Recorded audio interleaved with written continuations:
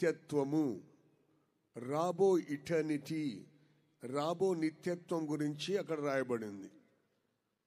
అయితే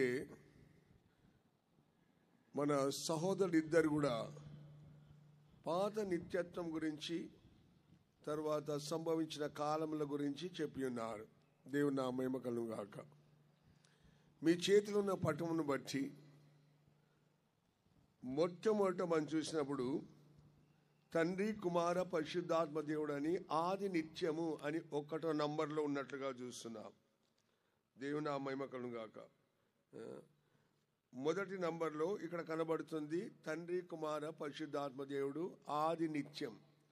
ఆది నిత్యం అంటే నిత్యత్వము ఆదిలోను, ఆ నిత్యత్వం ఉంది అనేది మనకు తేటగా బోధింపబడుతుంది. బైబిల్ ప్రకారంగా ఆ నిత్యత్వంలో తండ్రి ఉన్నాడు, కుమారుడు ఉన్నాడు, పరిశుద్ధాత్మ దేవుడు ఉన్నాడు. నిత్యత్వంలో ఇంకెవరు లేరు.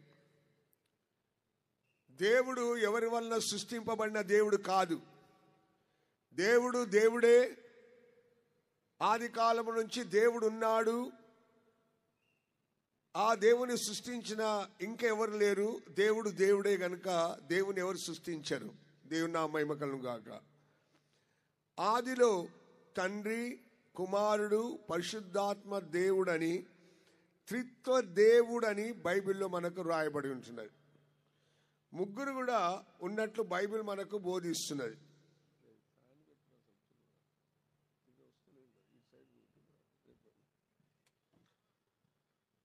మొట్టమొదట చూసినప్పుడు ఆది కాండము 1వ అధ్యాయము 26వ వాక్యంలో అక్కడ మనము అని అంటాడు తండ్రి, కుమార, పరిశుద్ధాత్మ దేవుడు. చదువు. దేవుడు మన స్వరూపమందు మన పోలిక చొప్పున నరులను చేయుదము. దేవుడు మన పోలిక చొప్పున అని అంటాడు. మన అన్నప్పుడు తండ్రి, కుమార, పరిశుద్ధాత్మ దేవునికి బోధిస్తున్నాడు. ఆది కాండము 11వ అధ్యాయము 7వ వాక్యం. గనుక మనము దిగిపోయి వారిలో ఒకని మాట ఒకనికి తెలియకుండా అక్కడ వారి భాషను తారుమారు చేయదము రండని అనుకొనెను. అక్కడ కూడా మనము అంటాడు తండ్రి అనే దేవుడు. మనము. యోహాను సువార్త 15వ అధ్యాయము 26వ వాక్యం. తండ్రి యొద్ద నుండి మీ యొద్దకు నేను పంపబోవు ఆదరణకర్త అనగా తండ్రి యొద్ద నుండి బయలుదేరు సత్యస్వరూపి అయిన ఆత్మ వచ్చినప్పుడు ఆయన నన్ను గూర్చి సాక్ష్యం ఇచ్చును. అక్కడ తండ్రి ఉన్నాడు, కుమారుడు యేసయ్య మాట్లాడుతున్నాడు, పరిశుద్ధాత్మ దేవుడు ఉన్నట్టుగా మనం చూస్తున్నాం. మత్తయి సువార్త 3వ అధ్యాయము 16వ అధ్యాయము 16వ వచనం 17వ వచనం. యేసు బాప్తిసం పొందిన వెంటనే నీళ్ళలో నుండి ఒడ్డునకు వచ్చెను. ఇదిగో ఆకాశము తెరవబడెను. దేవుని ఆత్మ పావురము వలె దిగి తన మీదికి వచ్చుట చూచెను. మరియు ఇదిగో ఈయనే నా ప్రియకుమారుడు, ఈయన యందు నేను ఆనందించుచున్నానని ఒక శబ్దము ఆకాశము నుండి వచ్చెను. పరలోకం నుంచి, ఆకాశం నుంచి తండ్రి అయిన దేవుడు కేక వేస్తున్నాడు, ఈయన నా ప్రియ కుమారుడు. యేసయ్య అక్కడ కుమారుడుగా కనబడుతున్నాడు. పరిశుద్ధాత్మ దేవుడు పావురం వలె యేసయ్య మీద దిగినట్టుగా చూస్తున్నాం. కనుక త్రిత్వ దేవుడు ఒకే స్థలంలో ఉన్నట్టుగా మనకు బైబిల్ బోధిస్తున్నది. దేవుని నా మహిమ కలుగును గాక. ఇప్పుడు తండ్రి అయిన దేవుడు మనం చూస్తున్నాము. 1 తిమోతి 6వ అధ్యాయము 16వ వాక్యం. 1 తిమోతి 6:16. సమీపింపరాని తేజస్సులో ఆయన మాత్రమే వసించుచు అమరత్వము గలవాడై ఉన్నాడు. మనుషులలో ఎవడునూ ఆయనను చూడలేదు, ఎవడునూ చూడనేరడు. ఆయనకు ఘనతయు శాశ్వతమైన ప్రభావమును కలిగి ఉండును గాక. ఆమేన్. కనుక తండ్రి అయిన దేవుని గురించి చెప్పబడుతున్నది. దేవుని ఎవరు చూడలేదు, చూడరు. దేవుడు దేవుడే, మహిమగల దేవుడు, తేజస్సు మహిమతో ఉండే దేవుడు అని మర్చిపోవద్దు. మోషే ఒకసారి దేవాని ముఖమును చూపించు, నేను నిన్ను చూడాలంటే నన్ను చూచి బతికిన నరుడు లేడు, నన్ను చూస్తే చచ్చిపోతావు అని చెప్పి నేను దాటిపోతున్నప్పుడు నా వెనుక భాగంలో చూసుకోని దేవుడు సెలవిచ్చాడు. ఈ తండ్రి అనే దేవుడు ఏషియా 43:10-11 మనం చదివినప్పుడు, మీరు తెలుసుకొని నన్ను నమ్మి నేనే ఆయననని గ్రహించినట్లు మీరును నేను ఏర్పరచుకుని నా సేవకుడును నాకు సాక్షులు. నాకు ముందుగా ఏ దేవుడును నిర్మింపబడలేదు, నా తరువాత ఏ దేవుడు ఉండడు. నేనే యెహోవాను, నేను తప్ప వేరొక రక్షకుడు లేడు. హల్లెలూయా. నేను తప్ప ముందు దేవుడు ఎవరు లేరు, తర్వాత దేవుడు ఎవరు లేరు, నేనే లోక రక్షకుణ్ణి అని తండ్రి అనే దేవుడు పలికినట్లుగా మనం చూస్తున్నాం. దేవుని నా మహిమ కలుగును గాక. ఈ యొక్క తండ్రి అయిన దేవుడు తన జీవితంలో ఒక దివ్య స్వభావములు కలవాడై ఉన్నాడని మనం చూస్తున్నాం. యాకోబు రాసిన పత్రిక 1వ అధ్యాయము 17వ వాక్యం.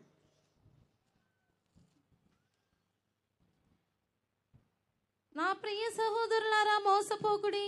శ్రేష్టమైన ప్రతి ఈవియు సంపూర్ణమైన ప్రతి వరమును పరసంబంధమైనదై జ్యోతిర్మయుడగు తండ్రి యొద్ద నుండి వచ్చును. ఆయన యందు ఏ చంచలత్వమైనను గమనాగమనముల వలన కలుగు ఏ ఛాయను లేదు. మత్తయి సువార్త 5వ అధ్యాయం 48వ వాక్యం. మీ పరలోకపు తండ్రి పరిపూర్ణుడు గనుక మీరును పరిపూర్ణులుగా ఉండెదరు. కనుక ఇది పరలోక తండ్రి యొక్క క్యారెక్టర్, స్వభావము అని మనం చూస్తున్నాం. జ్యోతిర్మయుడు తండ్రి, పరిపూర్ణుడగు సంపూర్ణుడైన తండ్రి ఆయనకు పేరు. రెండవది కుమారుడు అని చూస్తున్నాం. కుమారుడు తండ్రి కాదు అనేది మనం చూస్తున్నాము. కుమారుడే అని మనకు బయలుపరుస్తున్నాడు. యోహాను సువార్త 8వ అధ్యాయము 16వ వాక్యం.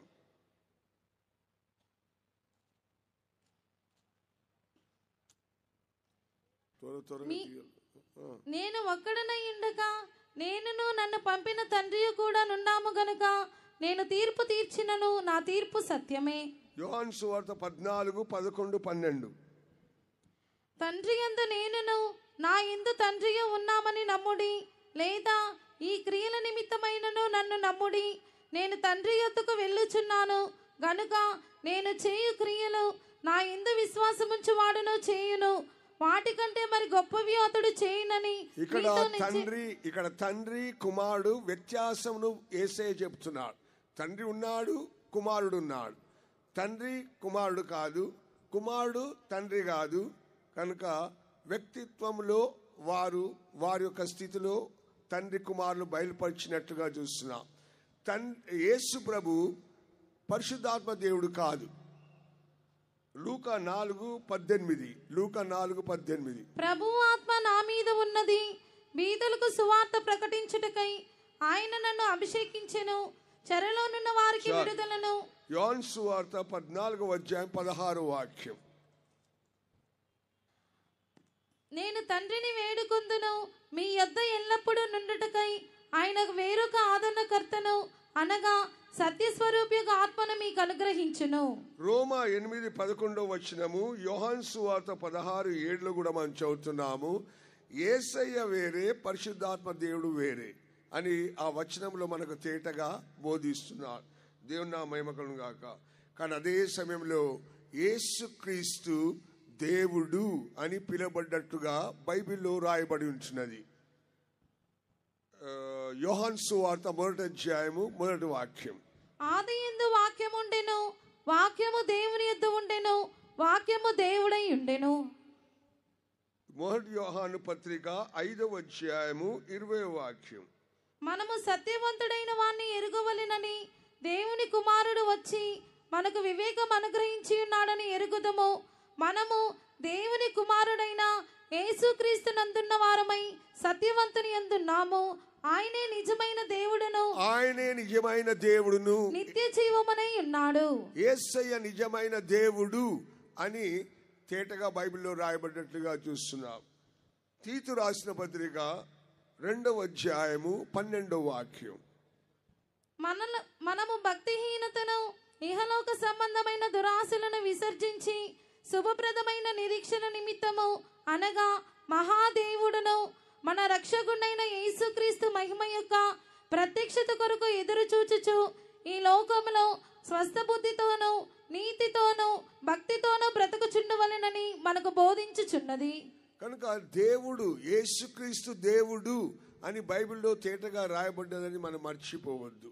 కనుక తండ్రి, కుమార, పరిశుద్ధాత్మ దేవుడు అని త్రిత్వ దేవుని గురించి మనం చదువుతున్నాం. తర్వాత యేసుక్రీస్తు యొక్క స్వభావం ఏంటిది అనేది మనం గ్రహించాలి. 1 పేతురు 1వ అధ్యాయము 20వ వాక్యం.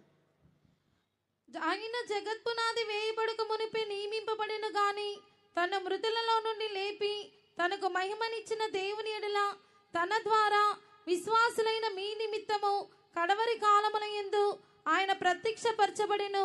కాగా మీ విశ్వాసమును నిరీక్షణయు దేవుని యందు ఉంచబడి ఉన్నవి.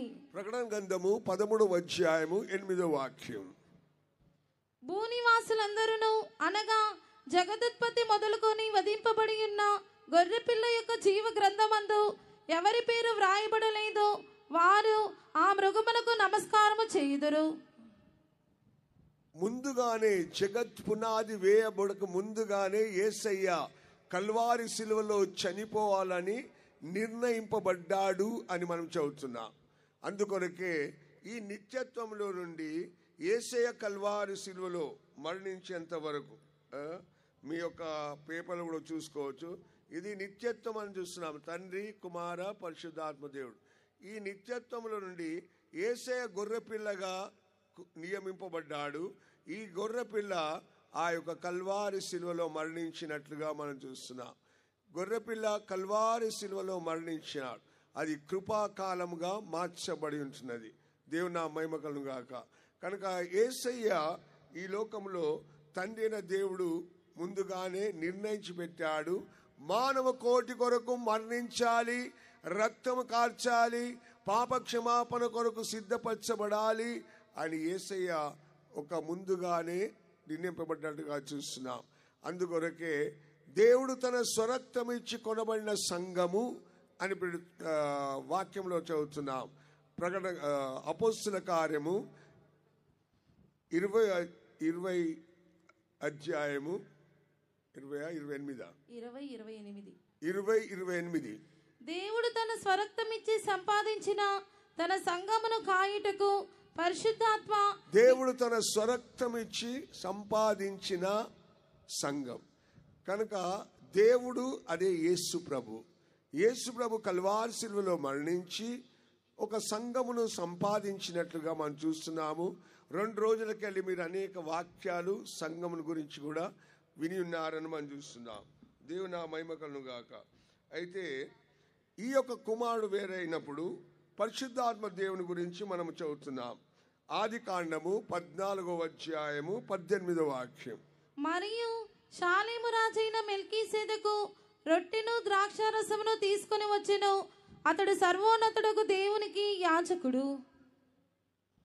హెబ్రీ రాసిన పత్రిక 7వ అధ్యాయము 4-10 వాక్యం చదివితే మెల్కీసెదెకే షాలేముకు రాజు, నీతికి రాజు అనే ఒక యాజకుడు అనే పేరు, మెల్కీసెదెక్ అని పేరు పరిశుద్ధాత్మ దేవునికి దేవుడు ఇచ్చినట్లుగా చూస్తున్నాం.